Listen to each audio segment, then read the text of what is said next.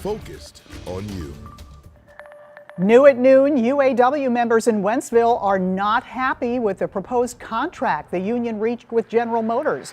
Members of Local 2250 voted to reject the tentative agreement. GM's offer included a 25% increase in wages, adjustments for cost of living, and more contributions to the pension plan. Each facility's union must vote on the tentative deal, but only the overall combined vote count determines the outcome. The union hasn't posted the final vote totals yet, but workers at 5 other factories have turned down the 4-year deal as well. Also developing today, a magnitude 3.6 earthquake has rattled parts of northern Illinois. The U.S. Geological Survey says this morning's small earthquake was centered near Standard, Illinois. That's a community about 100 miles southwest of Chicago. Local police say they haven't received any reports of damage. All right, it is mid-November. And once again, we're seeing temperatures hit the 70s. Here's a live look at Main Street in St. Charles. Not only has it been warmer than normal, it's also very dry. Thanks for being here. I'm Kate Quinn. There is a chance for rain later this week. Meteorologist Jim Castillo is here with the Weather First forecast. And a slim chance at that, at least late this week and into early Friday, really. But a better chance and likely by late Sunday night into Monday. More on that coming up in Maine weather. It's already 70 degrees. It's that west-southwest wind, breezy. Boy, that humidity's low. We had some brush fires, grass fires going on around Salem, Illinois yesterday. So outdoor burning is not a great idea. There's a little bit of a breeze. The air is very dry. It's sunny and very warm for this time of year. But it's beautiful. We've got Weldon Spring, Farmington, Highland, Illinois, and Moscow Mills. Very sunny. Current temperatures, DeSoto at 71, 70 Farmington, along with St. Louis International Airport there at Lambert, and 66 at Chesterfield, 64 in Alton, Illinois. And today's forecast, well, likely in the low 70s in some spots. Now, a lot of us are in the 60s right now, so wouldn't be surprised if you see some low and maybe even a mid-70 in there. And today's forecast from Jefferson City, 73, Sparta, 70, Festus, 73. Much more of that chance of rain, likely chance of rain by Monday coming up. Okay, we'll see you in a few minutes. Thank you, Jim. New today, a push to help unionize 31 Aramark janitors at Anheuser-Busch. 8th Ward Alderwoman Kara Spencer announced a board resolution today on behalf of the janitors who want to join the Service Employees International Union Local 1. They claim they're being overworked and are understaffed. These people do the work that a lot of people may find difficult to do. The hours, late at night. The first thing you see when you walk into your job is a clean floor, sanitation.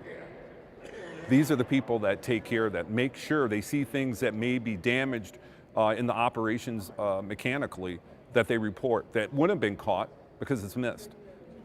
Guess what? That's how important it is. We've reached out to Aramark for a response and have not heard back yet. Also today, St. Louis City leaders considering freezing property taxes for certain seniors. The Budget and Public Employees Committee is discussing a bill right now. If passed, the measure would freeze property taxes for anyone 62 and older with certain homes. St. Louis and St. Charles counties have passed similar bills. Investigators on the scene of a massive fire that heavily damaged 2 homes in St. Charles. Firefighters were called to Expedition Trail Court overnight. They say the fire destroyed the roof of one home and spread to the home next door, causing significant damage. Everyone got out safely. Police in Overland are looking for the people who broke into several vehicles in the Planet Fitness parking lot. A customer tells us they took 2 backpacks and a laptop from his car. Police on the scene say break-ins are common in that area. An argument between 2 men led to a shooting outside the Enterprise Center in St. Louis. It happened yesterday afternoon at 14th and Clark, just hours before a St. Louis Blues game. Police say one of the men pulled a gun before struggling with another man. The victim was grazed in the head and is expected to recover. Police are reviewing surveillance video in the area. We're learning more about a homicide in Clayton. The St. Louis County Medical Examiner identifies the victim of the shooting as 41-year-old Joshua Harris. He was shot early Monday in the area of Wydown and Glenridge Drive. The major case squad says it's looking for surveillance video to find out exactly what led to that shooting. The latest now from the Middle East. The Israeli military is in Gaza's main hospital, calling it a targeted operation against Hamas. The raid is intensifying fears for hundreds of civilians trapped in the complex as fuel, water, and food run out and bodies decompose. NBC's Keir Simmons has the latest from Tel Aviv.